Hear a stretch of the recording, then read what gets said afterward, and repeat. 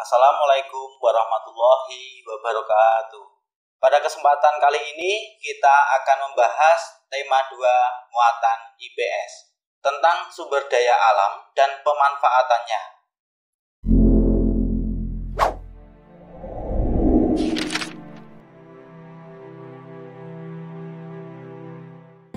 Indonesia merupakan negara yang kaya akan hasil bumi, hasil tambang, dan hasil lautan.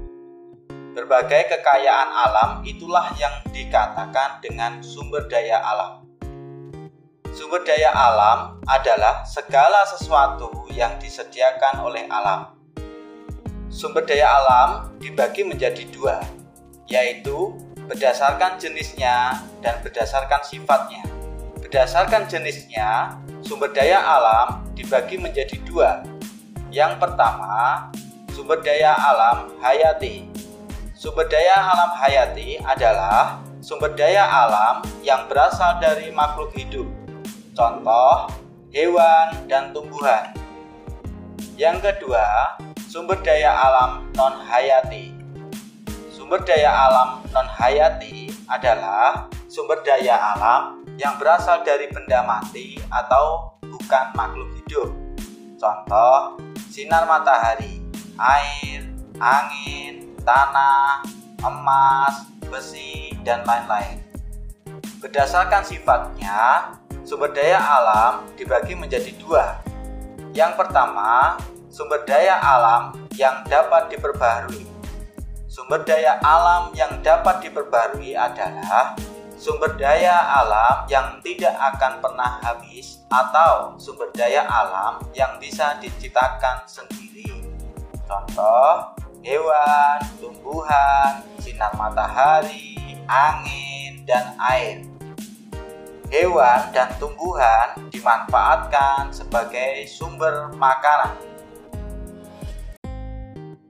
Sinar matahari dimanfaatkan untuk menjemur pakaian, mengeringkan ikan asin, membantu proses pembuatan garam, dan pembangkit listrik tenaga surya. Angin dimanfaatkan sebagai pembangkit listrik tenaga angin atau bayu. Air dimanfaatkan untuk minum, mandi, mencuci, dan sebagai pembangkit listrik tenaga air. Yang kedua, yaitu sumber daya alam yang tidak dapat diperbaharui. Sumber daya alam yang tidak dapat diperbaharui adalah sumber daya alam yang jika habis tidak dapat diupayakan lagi.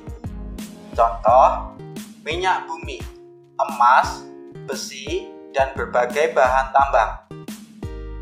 Minyak bumi dimanfaatkan sebagai bahan bakar minyak untuk kendaraan.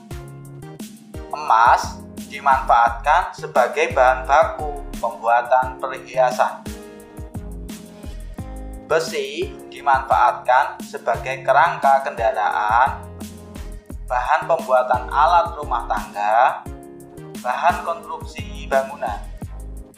Sumber daya alam yang kita miliki harus diolah dengan baik, dengan cara dalam penggunaannya tidak berlebihan dan sesuai dengan kebutuhannya.